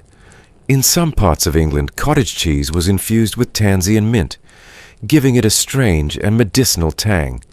Tansy beer, too, was brewed for Easter, and believed to promote longevity. In Cornwall, farmers flavored ale with tansy and dandelion to clear the blood. These concoctions weren't just strange, they were symbols of health and transformation. Tansy even made its way into royal cuisine. Queen Elizabeth of Valois reportedly enjoyed tansy pudding during Lent, and the herb grew in royal gardens, along with sage thyme and mint. It's almost funny to imagine palace chefs carefully balancing bitter herbs while worrying about political intrigue. Will the tansy be too strong, Your Majesty? Off with his head, it needed more tansy. Even outside the kitchen and apothecary, tansy was employed in day-to-day medieval life. Bundles were placed in bed linens to deter lice, worn in shoes to keep feet dry and cleanse the blood, and used in washing water for newborns to infuse strength and spirit. This little bushy herb got around. But if tansy was such a big deal, why is it practically unknown today? Well, a few reasons. One, of course, is safety. Thujon, as mentioned, earned it a reputation for being dangerous. But also, flavor trends changed. The modern world, with its global spice rack and preference for mild, smooth flavors, simply didn't have room for a bitter green bully in the kitchen. Even parsley got sweeter, celery got juicier, and tansy, well, it got banished to ornamental gardens and bug-repellent mixes. And perhaps that's fitting. Tansy was always the herb for people who didn't mind a little edge, for the cook who likes their dish to bite back, for the healer who believed that strong medicines sometimes stung, for the household that welcomed spring with something wild and unapologetic. Maybe it's time we gave it a second glance. Today, tansy still grows along old paths, abandoned lots' graveyards, and the occasional rebellious garden bed.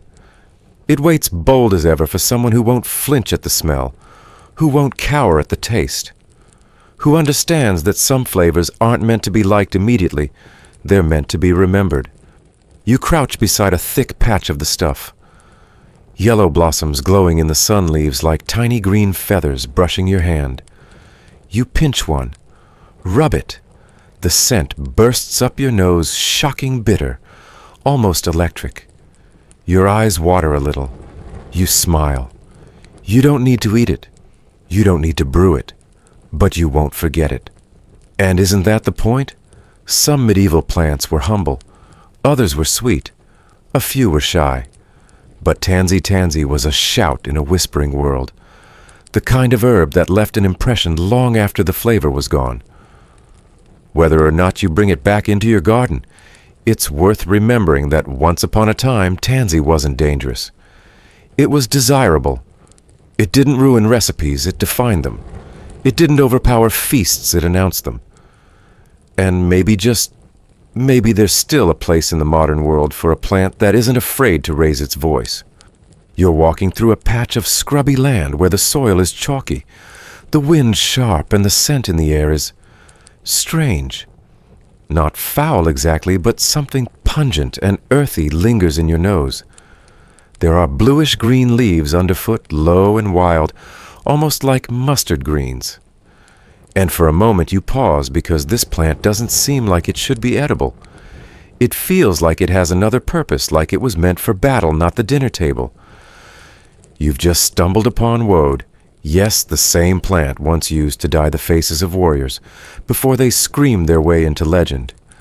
And also something medieval people occasionally tossed into soups. Welcome to the strange double life of Isatis tinctoria woad. It was part weapon, part dye, part salad green. And while it might be one of the most visually iconic plants of the medieval world, with its unmistakable deep blue pigment, few people today remember that for a brief and weird chapter in history, woad was also food. Let's rewind for context. You've probably heard the story ancient Britons painted themselves blue, using woad before marching off to battle. Julius Caesar even described it in his commentary De Bello Gallico, claiming that the warriors dyed their bodies with vitrum, which gives them a blue color, and makes them more terrible in battle. And while there's still some debate, historians still argue whether vitrum referred specifically to woad or some other plant-based pigment. There's no question that woad was used extensively in the dyeing industry during the Middle Ages. Before synthetic dyes, it was the source of blue. Clothing tapestries, manuscript illuminations, if it was blue, it was likely woad. The pigment process was, to put it kindly, aromatic. The leaves had to be harvested, dried, crushed, fermented, and then processed in large vats, usually mixed with stale urine to kickstart the necessary chemical reaction. Yes, you heard that right. Urine. If chickweed was the party guest who brought snacks, woad was the one who showed up with a 5-gallon bucket of pee and said, "Trust me, it'll be worth it." This brings us to one of the quirkiest medieval practices tied to food and color. Some monks who often managed large woad dye operations grew woad and vegetables in adjacent plots, but kept them physically and spiritually separate. According to one French monastic garden manual from the 13th century, no edible herb should root where woad has been dyed. The implication woad had purpose, but also attitude. Now here's the twist: young woad leaves before fermentation or dye extraction were actually edible. In early spring, medieval foragers and cooks alike gathered these tender greens mild in flavor, with a hint of pepper, and boiled or stewed them. They might not have been a staple like chickweed or fat hen, but during times of scarcity, especially in colder months, these leaves were used in soups and pottage, often in combination with other spring greens like nettles, sorrel, and dandelion. So what did they taste like? Think somewhere between mustard greens and turnip tops, bitter if you let them grow too long, but quite pleasant when young. A 14th century English recipe collection refers to wortis of the field, describing a greens mix with a component called wed, likely a phonetic interpretation of woad boiled wythe oil and summer roots. Not exactly haute cuisine, but if you were poor, cold, and hungry, it was a start. But why would anyone even think to eat woad, especially when its other uses were so vivid? Because food security in the Middle Ages was always a game of improvisation. If a plant grew locally wasn't poisonous and had leaves that weren't too tough, it would eventually end up in a pot. Woad had a double life, not because people were confused, but because they were practical. They knew how to use every inch of their land. And if something could both color their robes and fill their bellies at least before it reeked of dye, even better. Woad also had medicinal uses. It was believed to have cooling properties, making it popular in poultices and compresses for swelling or skin inflammation. Some physicians of the time thought it could calm the hot blood, which, if you're imagining a warrior calming down post-battle, feels both poetic and disturbingly literal. In a few scattered texts, woad was also used to treat abscesses and boils, often in the form of a paste mixed with honey or vinegar. The idea was that it drew out infection. Whether it worked is another matter, but in a world where medical science often involved leeches and lunar charts, a little stinky green paste didn't seem too strange. And yet, despite all this usefulness, culinary, medicinal, and artisanal woad didn't exactly enjoy a graceful retirement. It was more like a career that ended in disgrace. By the late 1500s, a more powerful blue pigment was arriving in Europe: indigo. Imported via new trade routes from India, and later the Americas, indigo produced a richer, deeper blue, required less processing, and smelled significantly less like a forgotten latrine. It also grew well in warmer climates, and rapidly became the preferred dye of choice. In response, woad producers panicked. In England and France, laws were passed banning the use of indigo, claiming it was a deceitful dye. Some woad farmers claimed that indigo ate through cloth and would rot the threads of Christendom. One 17th century pamphlet even referred to indigo as the devil's blue. But the writing was on the wall, and the wall was being painted with indigo. By the 18th century, woad farming had declined sharply. The dye industry shrank. Its use as food dwindled to nearly nothing. And its smell, well, that lingered in local legends. In towns where woad was once processed, stories still circulated of the blue stink, a term for the overwhelming odor that accompanied fermentation vats. There's something beautifully ironic about woad. For a plant so loud, so unmistakable, so historically dramatic, it faded into obscurity quietly. We forgot it wasn't just for war paint or robes. We forgot it ever had anything to do with food. And yet you stand here in the imaginary garden of memory, and the leaves are still growing.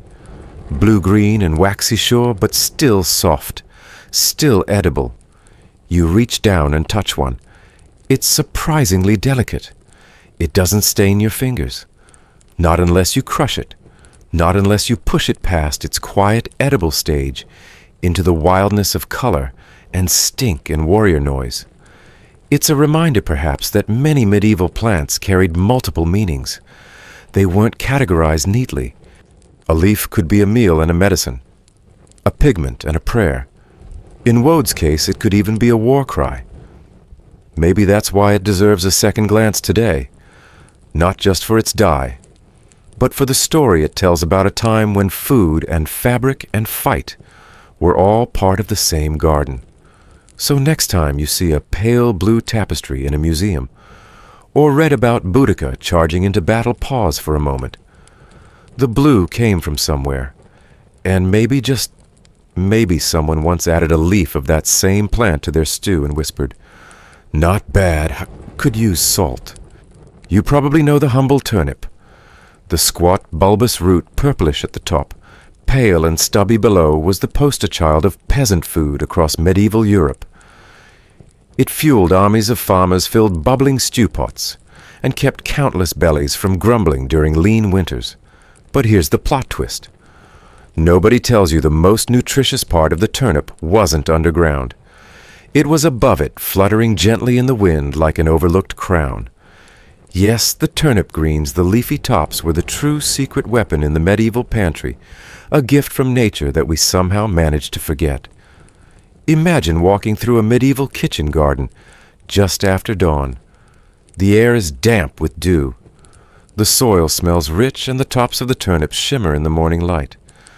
Their broad, frilly leaves sway above the earth, dark green, and speckled with veins almost like the medieval version of kale. A peasant barefoot and humming a hymn, half-remembered, snips a few leaves here and there, careful not to damage the root growing below. That's the trick. You don't pull the whole plant unless you're desperate. Instead, you harvest what you need from the top again and again, letting the root fatten for later. It's like a vegetable subscription service centuries before Amazon Prime. And while you're standing there, imagining it, take this little fact: in turnip greens contain over 4 times the calcium of the root, 3 times the vitamin A, and nearly double the protein. This wasn't a garnish. This was survival. You weren't just eating leafy fluff, you were filling nutritional gaps your body could feel. In a world where scurvy and rickets lurked in the corners, those greens were as vital as bread or meat. Mainstream historical records back this up. Agricultural treatises like De Re Rustica, and later the works of medieval herbalists like Hildegard of Bingen, discussed turnip greens as both food and medicine. They were used in broths to revive the sick, layered into breads for added texture, and even fermented into green pastes to stretch food through famines. One 14th century monastery account book from northern France listed turnip leaves, not roots, as their 3rd most consumed vegetable during winter after cabbage and leeks. The greens were tender when picked young, with a peppery bite that gave otherwise bland stews a real backbone. They were sautéed with fat if you were lucky, or boiled into bitter sweetness with a bit of barley. And for folks who really knew what they were doing, the leaves were chopped fine, packed with salt, and sealed into ceramic crocks, an early form of green sauerkraut, rich in probiotics, even if they didn't know the word for it. But here's the historical tragedy. As agriculture industrialized, we started thinking of vegetables in parts. Roots went one way, greens the other, usually into the trash. Turnips were bred to grow bigger, faster, sweeter, and their tops they got weaker, thinner, less nutritious. Eventually we forgot they were ever part of the meal at all. Supermarkets today rarely even sell them. When they do, the tops are wilted, bruised, or hacked off entirely. We've grown vegetables like we grow relationships, focus on the flashy part and throw the rest away. Yet medieval folks, ever practical, saw no such division. They saw a whole plant, and made use of the whole thing. Even the leaves that got too tough to chew were boiled into mash for pigs, or composted to enrich the next planting. Turnip greens weren't exotic or expensive, but they were loved. One quirky detail comes from 13th century Welsh poetry, where turnip greens were called lysiau itlodion, herbs of the poor. But the term wasn't used with pity. It was affectionate. It meant these greens belonged to the people sustained them showed up when nothing else would. Even among the nobility, turnip greens weren't unknown. They were used in meat pies as filler, and in medicinal poultices to reduce inflammation. Knights might laugh at peasant food, but they'd still eat it on campaign. Historians still argue whether turnip greens were cultivated intentionally for their leaves, or if the focus was always the root. Some say the green harvest was a happy accident discovered out of desperation. Others argue the greens came first, and the root was a bonus. The truth may lie somewhere in the middle, much like the plant itself, part underground, part above, completely unpretentious. And you imagine you're sitting by a medieval hearth, your fingers sore from wood chopping the sky already dark at 5 p.m. Dinner is a thick broth of lentils and turnip leaves. It smells earthy, a little spicy, and you sip it slowly, letting the steam warm your face. The greens are tender, almost buttery from the marrow stirred in. There's no Instagram post, no dinner party brag. But you are nourished, and maybe you go to sleep stronger than you woke up. Let's not forget, in the modern wellness world that obsesses over kale smoothies and powdered greens, that medieval peasants already had the original multivitamin growing in their backyards. Free, renewable, and delicious. A leafy reminder that sometimes what we throw away is exactly what we needed. And there's more. In some regions of Eastern Europe, particularly among Slavic communities, turnip greens were baked into savory tarts, or folded into soft dumplings, especially during Orthodox fasting periods, when meat and dairy were restricted. The leaves were often blanched, then mixed with wild herbs like sorrel dill or stinging nettles, and wrapped in thin dough. These green parcels weren't just flavorful, they were symbolic. A way to carry spring's promise through a bleak and endless winter. In parts of Germany and Austria, medieval farming manuals advised, never waste the greens of the turnip, for they may yield 3 meals where the root yields 1. That sort of arithmetic made sense to people scraping meals together from what little the earth would offer. And it wasn't just practical. There was poetry in it too. In one 15th century French ballad, a young woman compares her fading beauty to the withering leaves of the turnip in late autumn. The metaphor, her roots were still strong, but people only looked at the part above ground. You start to see how even the lowliest plants wove their way into the emotional and artistic life of a culture. Let's not forget the role of turnip greens in animal care either. When boiled and cooled, the greens were fed to weak livestock to help them recover after long transport or illness. This was part of the symbiotic world medieval farmers lived in. Every part of every plant had a place, a use, a purpose. Nothing was wasted. In some monasteries, turnip greens were even dried and crushed into powder. Mixed with barley flour and honey, the powder was rolled into little nutrient balls given to the sick or elderly. Think of them as the original green supplement, chewy, earthy, and blessed by monks who probably didn't realize they were creating the medieval version of an energy bar. And even as the centuries turned, you'd occasionally see turnip greens survive in oral traditions, folk recipes, or rural cuisines passed from grandmother to granddaughter. In the Scottish Highlands, for instance, a cold morning soup called bride turnich used leftover oat's milk and chopped turnip tops for breakfast, a humble meal.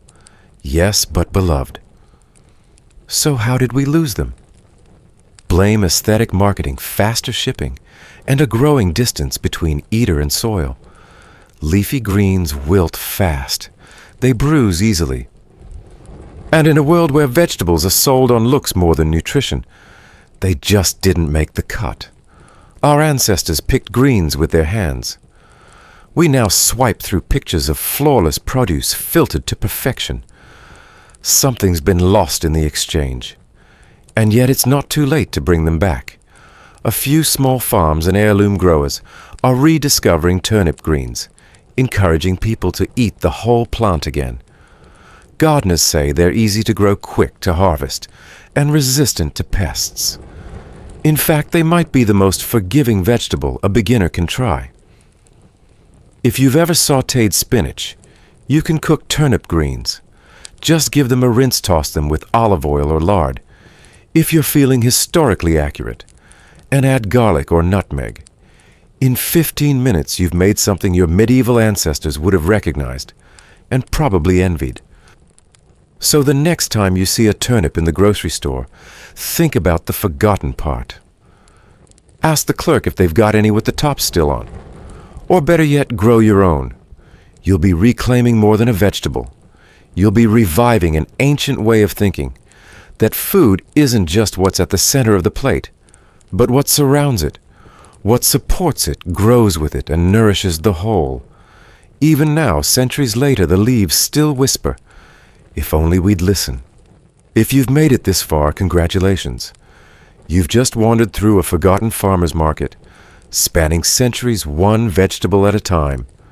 And now, as the firewood crackles down to glowing embers and the air carries the sweet scent of chamomile and baked roots, you can let yourself drift gently towards sleep, while we quietly gather all the vegetables from our journey and place them on a long wooden trestle table in the great hall of the past, a hall lit by oil lamps and lined with dusty herbals and worn boots. This final stretch isn't about just one plant. It's a slow stroll through the entire cast of edible characters, roots and herb shoots and shrubs, oddballs and staples alike. And in this wind-down moment, you begin to see them less as individual ingredients, and more like something deeper companions to humanity through frost, famine, and faith. Their leaves, their roots, their strange smells and names, they all helped keep bellies full and bodies strong when life was hard and uncertain. They weren't trendy, they weren't pretty, but they worked. Back then, you couldn't run to a grocery store for salad mix flown in from Spain. You had to know what could grow in poor soil, what would survive a freak May frost, what still tasted edible after 6 weeks in a root cellar, and most importantly, what could nourish your family through the long Lent, the late spring hunger, or the great famine years that visited more than once. Forgotten vegetables weren't just forgotten flavors. They were forgotten strategies for staying alive. Take skirret. Its name sounds like a startled squirrel sneezing, but when you see it now, standing proud among its flashier relatives, you know it once held its own. A reliable root with a sweet bite, skirret wasn't for show. It was for winter when your pantry was bare and you needed calories that didn't rot. It earned its stripes not in royal banquets, but in muddy gardens and frosty kitchens. Next to it, Alexander's, that brash, celery-like upstart that sprawled wherever it pleased. It's there not because it was beautiful, but because it was generous. A plant that didn't ask for much and gave everything leaves, seeds, stems, and flavor, that stood out in a world before pepper was affordable. A bold green with a bad attitude and a good heart. Further down the table is good King Henry. Still, nobody knows who Henry was or what made him good. But that plant, it was good to everyone. You could boil it like spinach, roast it like asparagus, and never plant it twice. You didn't choose it. It chose you, appearing year after year like a dependable old neighbor who never needed reminding to show up when you needed help. And then there's salsify the root with a seafood complex. It looked like something you'd scrape off your boots. But in the hands of a hungry monk during Lent, it became the miracle of the moment. Roast it slowly, salt it gently, and it tricked your taste buds into believing you'd just eaten oysters, plucked fresh from the coast. It was the ultimate medieval life hack, fake fish from the dirt. The medlar sits near the end of the table, soft and wrinkled slightly past its prime, just how it likes it. The fruit you had to let rot before you could eat it. A medieval metaphor in edible form, sometimes things have to get worse before they get good. Sometimes waiting makes something sweeter. It's not a fruit for the impatient, but it is one for the wise. Beside it, chickweed curls in the corner, pretending it doesn't belong at all. Just a weed, right. But it fed more people than goose or venison ever did. It showed up without being asked, stayed longer than expected, and offered more vitamins than anything in a castle pantry. It was green resilience at its finest. Scorzonera sits next, its long, dark roots dusty and unassuming, a vegetable with a venomous name and a monastery fan base. They thought it cured snake bites, maybe it didn't, but it definitely cured hunger. Its real magic was storage. Buried in sand, it lasted through winter like a culinary time capsule. And then there's lovage, tall, proud, leafy, like parsley on a power trip. If herbs had social media, lovage would post gym selfies and meal prep videos. Strong flavor, strong constitution, and stronger staying power than half the vegetables that replaced it. It was medicine and magic in one stalk. Moving on, you see fat hens smiling sheepishly, like it wandered in from the wrong party. Not a crop you plant, just one that arrives uninvited. But once inside, it feeds your flock and fills your stew pot. It's not fancy, but it's got iron, calcium, protein, and humble hero energy. Sea kale lies next. Pale green, salty and rugged as the cliffs it grows on. It's the wild ocean vegetable that gave coastal folks a fighting chance against scurvy and blandness. You didn't need a garden for this one, just a basket and good boots. Corn salad looks confused to be here. It always is. Victim of its own name, it's been misunderstood for centuries. But what it offered year-round greens, delicate nutty flavor, and winter survival was no small gift. Its PR team failed it, but its legacy didn't. Tansy is harder to miss. Bold yellow flowers, ferny leaves, and a scent that says, "I am herb." It's the one plant on this table that practically shouts. You don't use a little tansy, you survive it. But it preserved meat-flavored beer and kept bugs off your bread. Loud, yes. Useful, absolutely. Then there's woad. Double life. First it was food, peppery and fresh. Then as it matured, it turned blue, literally. It dyed warriors' faces and monks' robes. Smelled terrible during processing. But you remember it for its versatility. Before synthetic dyes, before imports, woad was the only game in town for making your tunic match your flag. Near the end, turnip greens, the forgotten half. While everyone toasted the root in soups and stews, the leafy tops quietly outperform most other vegetables in nutrients. More calcium, more vitamin A, more everything. But they ended up on the compost heap until now. And finally a seat is left open for all the others, the ones we didn't name, the weeds that saved lives, the roots that didn't make it into cookbooks, the greens gathered by moonlight when nothing else would grow. This is their hall of fame. No speeches, no trophies, just respect. Because they help people survive not just the cold, but the centuries. And now, as you lie still listening to the final creaks of this journey, you may realize these vegetables aren't really gone. They live in the heirloom seed vaults, the folk songs, the margins of medieval manuscripts, and the dusty corners of garden plots tended by eccentric grandmothers. You might even spot one tomorrow growing wild between the cracks of a parking lot. If you do, say hello. Close your eyes. Picture that long trestle table again, the hearth glowing softly, a sleepy breeze brushing past the shutters. You're full. You're safe. The past has fed you.